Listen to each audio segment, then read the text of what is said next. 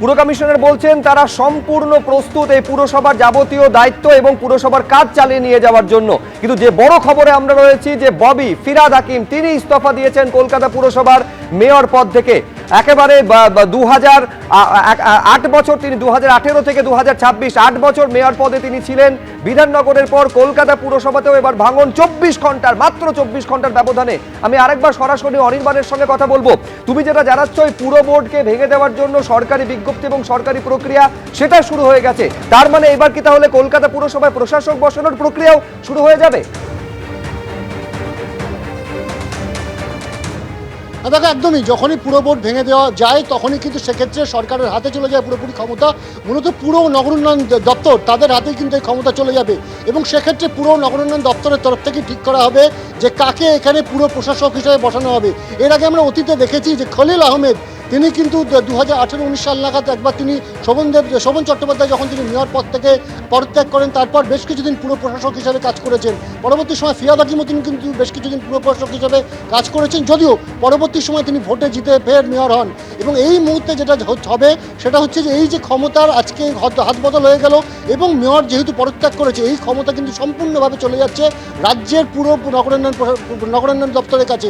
এবং তারপর সেখান থেকে হয়তো পুরো কমিশনার তাকে হয়তো নির্দেশ দেওয়া হতে পারে যে আপনি পুরো প্রশাসক হিসেবে কাজ করুন, অথবা অন্য কোনো সেক্রেটারিকে দায়িত্ব দেওয়া হবে যে কলকাতা পুরসভার মতো এত বড় কর্পোরেশন সেক্ষেত্রে তারা এই পুরো প্রশাসকের ভূমিকায় কাজ করবে। তবে একটা বিষয় কিন্তু পরিষ্কার, আজকে যে কথা পুরো কমিশনার স্মিতা পান্ডে আমাদেরকে জানিয়েছেন যে তারা কিন্তু পুরোপুরি প্রস্তুত রয়েছেন এবং তারা কিন্তু এই ধরনের প্রস্তুতি আগে থাকতেই সেরে রেখেছিলেন। কারণ গত মুখ্যমন্ত্রীর সঙ্গে যে বৈঠকে ফিরহাদ হাকিম উপস্থিত ছিলেন সেই বৈঠক থেকে কিন্তু একটা আঁচ পাওয়া যাচ্ছিল যে হয়তো সম্প্রতি খুব তাড়াতাড়ি ফিরহাদ হাকিম নিজের পদ ছেড়ে দিতে পারেন এবং সে কারণেই কিন্তু পুরসভার যে প্রশাসন চালানোর জন্য যে প্রস্তুতি সেই প্রস্তুতি কিন্তু আগেই শুরু হয়ে গিয়েছিল।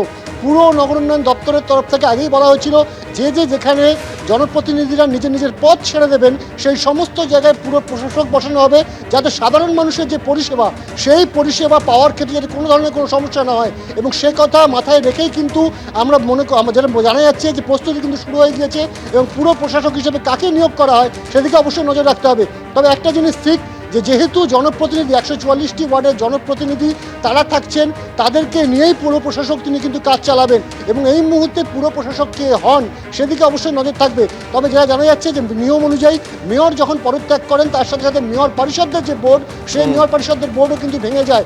স্বাভাবিকভাবেই এই মুহূর্তে এই যে সরকারি প্রক্রিয়া সেই সরকারি প্রক্রিয়া শুরু হয়ে গেছে। কলকাতা পুরসভার যে পুরো বোর্ড সেটা ভেঙে দেওয়ার এবার অপেক্ষা পুরো প্রশাসক নিয়োগের। পুরো প্রশাসক হিসেবে কাকে নিয়োগ করা হবে এই যে সরকারি বিজ্ঞপ্তি তাতেই বা কি বলা থাকবে, নিঃসন্দেহে সেদিকে নজর থাকবে।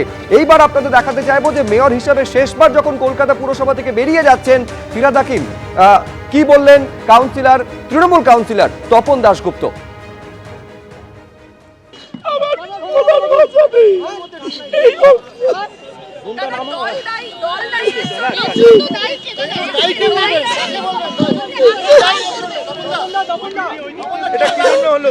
আমি কিছু বলতে পারবো না, প্লিজ প্লিজ।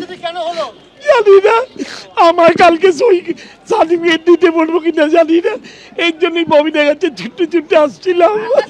মেয়রের হাতে কোনো ক্ষমতা নেই, অ্যাডমিনিস্ট্রেটর যিনি এখন কমিশনার রয়েছেন তিনি সব করছেন, একটা ফাইল ছাড়তে পারছেন না, কোনো ফাইল পাঠাচ্ছে না মেয়রের কাছে, কোনো কিছু নেই। মেয়র থাকার কি মানে আছে? তার জন্য ঠিকই করেছে। সাধারণ মানুষ কি পরিষেবা দিতে পারবো কি পারবো না এইটা জানার জন্যই আসছিলাম। এবিপি আনন্দ, এগিয়ে থাকে, এগিয়ে রাখে।